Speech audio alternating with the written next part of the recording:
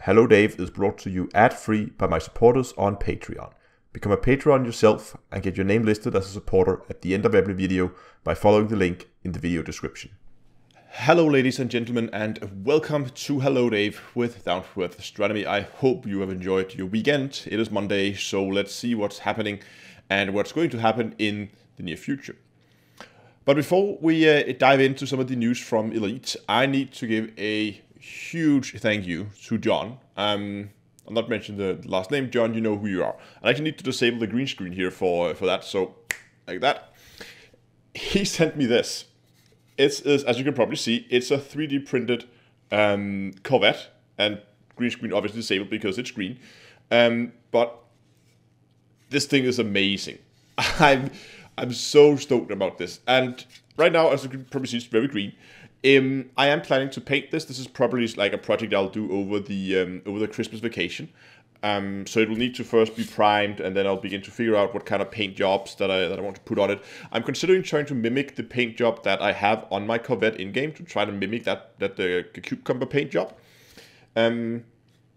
I have a little bit of experience painting models, but it's not a lot. I am a little bit in doubt whether I should, after I primed it, of course, if I should mask it off and spray paint it, because there's going to be a lot of straight edges, or if I should hand paint it with a brush. I don't know. I'll figure that out. What's best? I'll probably have to look up what people otherwise are doing, or watch some tutorials or something like that. But if you have any experience painting something like that, feel free to drop me some hints in the description below. But that is awesome. I'm considering also making a little bit of a video out of it, so you guys can follow that project. Okay, green screen back. So the beta that is currently running, or well, at the time of this recording, it is currently running. But at the time this video goes live, it will have ended. That means that by now, the beta period for the 3.3 update is now over. And that of course means that now we have to wait. And there's been a ton of people contacting me and posting on the video saying, when is this going to be live? When is this going to be live? And obviously, I don't know, but I'll give you my best guess is, I mean, they're probably going to launch it Tuesday, sometimes in the middle of a week. So Tuesday, Wednesday, Thursday is probably going to be my guess. Probably not this week. If we're lucky and if they're very happy with it, we might get it next week, depending on how many changes and how many rebalancing they need to do. But over the period, they have been, or the beta period, they've been fairly quick to rebalance, and we haven't seen any major changes. They did say that they were going to do a rebalance of the Mamba post-release, meaning they're going to release the Mamba in the state that I think it's in the beta right now. And then they're going to do a rebalance of it later. That was the way I understood it, at least. And that kind of indicates to me that that they have a set date and they want to keep that date. They're not going to be able to make the rebalance of the Mamba until then. So they're going to stick to the date and then have the Mamba be part of a post-patch, a post-release patch. So that's why I kind of have a feeling that we're going to see it maybe next week. If we're very lucky, it might be that by the time this video goes live, Frontier's already posted something. They have a tendency to post it on Monday, and of course I'm recording this on Sunday. So maybe we already have the news. If we have, of course, I'll link it in the comment section. So go down and have a look if there's any news regarding that. But my guess is probably next week. If not that, then the week after that. But that is my guess. Other things that is going to be disabled is UA bombing. If you don't know what UA bombing, UAs are unknown artifacts, which is now known as Thargoid sensors. Back when these were first discovered, we didn't know what they was, so they were just named unknown artifacts. And if you collect a large number of these and sell them to a station, they will begin to damage, or they would begin to damage the station, making it inoperable. And it was a way that people could disable a station if they so wish. For whatever reason, they would do that. They had the opportunity, they could do that. And that has now been disabled. The law behind it is that the Aegis Research has come up with a way to make stations immune to the hostile effect from the Thargoid sensors. So yeah, UA bombing is a thing of the past. I've been trying to read up what people's general opinion of it was. It seems to be a mixed bag. Some people seem to think that it's wonderful. Some people, obviously, people who enjoy UA bombing, of course, a little bit more sad about seeing it go. But overall, I mean, I've never really had an issue with UA bombing. It's never really been a problem for me. So, yeah, I don't know. I feel it's. I think it's. I kind of little bit. Well, okay, fair enough about it.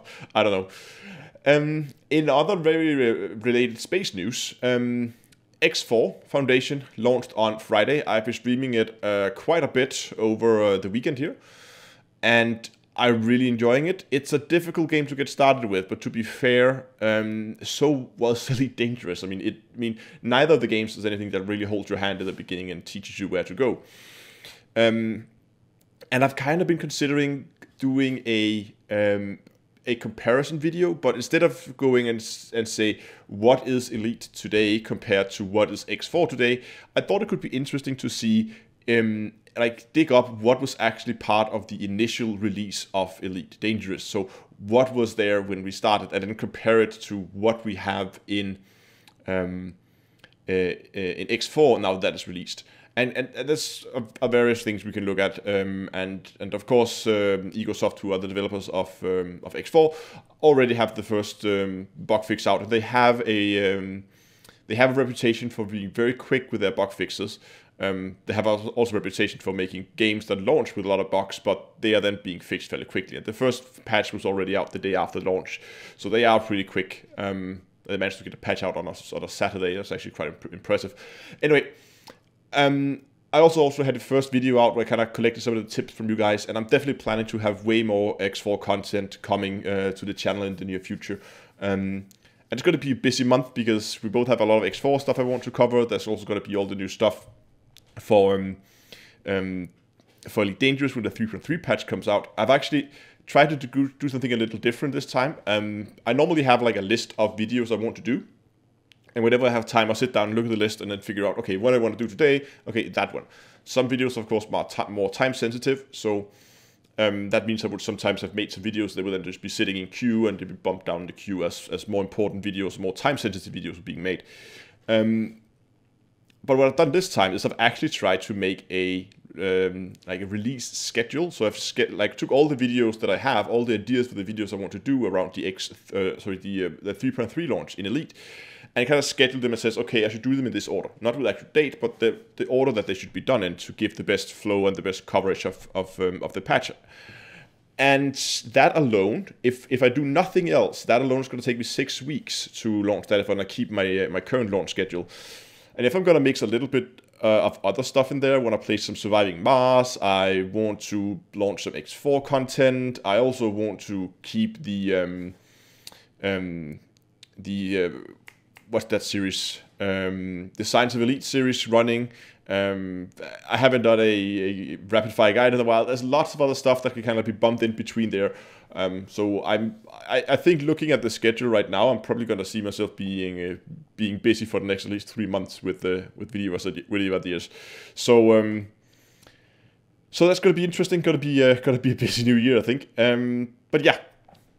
Let's head out and let's talk about some of the real life space news. I didn't mention it last week, and that is the InSight Mars lander. You might have heard of this new mission from NASA. It's a static. It's a static mission, meaning that it's not going to be a rover like the previous missions that's going to be driving around. It's a little bit like the Viking lander and some of those that's going to land somewhere, and where it's landing, that's where it is. It's just going to stay there and sit there and do its measurements from there, which is absolutely fine because the purpose of this is not to study the surface of Mars, but to study the interior of Mars. It's going to do that with all kinds of interesting experiments. They have very, very accurate seismographs, so they can measure the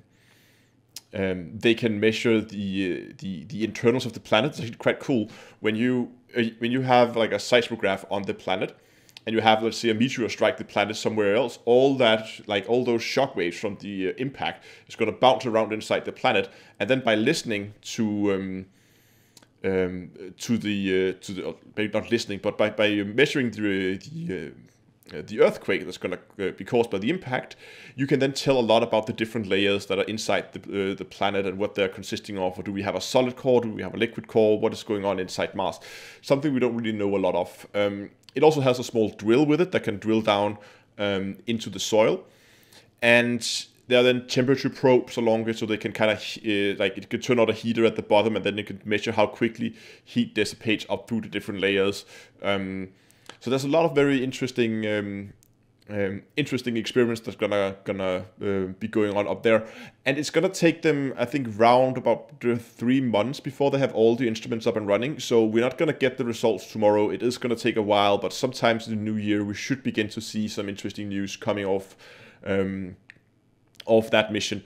So yeah, very well done. And yeah, again, Mars is a very difficult planet to land anything on because it has enough atmosphere that it's an issue that you need to worry about it, but the atmosphere is too thin that you can solely rely on parachutes as you can here on Earth. So you kind of have like the worst possible atmosphere you could possibly have if you want to land. I mean, it's thick enough to be annoying, but it's thin enough that you can't really use it to brake and only use that. So you have to also use rockets, making Mars a very difficult planet to actually land on.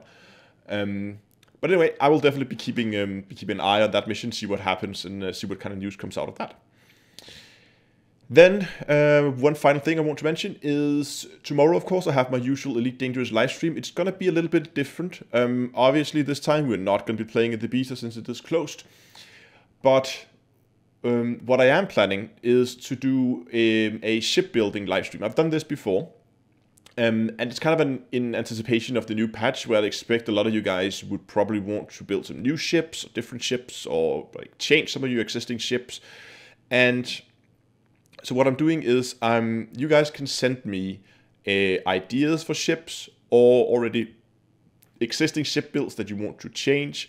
Send them to my email with as much information as you can. If there's any limitations on price, if that's an issue, if there's any limitations on engineers or anything like that, power play weapons, that kind of stuff, then send that to me. And then during the live stream, I'll pick some of them out, some of these suggestions that people have sent in. I've already got a few.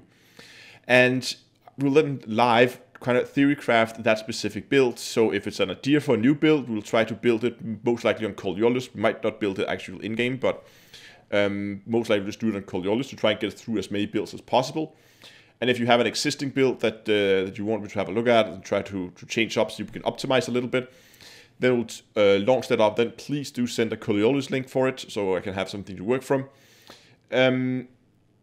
And then we'll try to kind of mix it up, theory craft a little bit, see what we can get out of that ship. Did that before. It was a pretty good live stream. People enjoyed it, it seems. So we're gonna do that again. So if you have anything that you're planning to build, maybe send it to me and let me have a look at it. And if you're lucky, I'll pick it out for the live stream. But that's all going to be tomorrow, and it's going to be at 8 o'clock in-game time, so I hope you tune in to watch that. But that is going to be it for today. I hope you enjoyed today's video. If you did, give a like down below, subscribe to the channel, and until next time, I'll see you guys in space.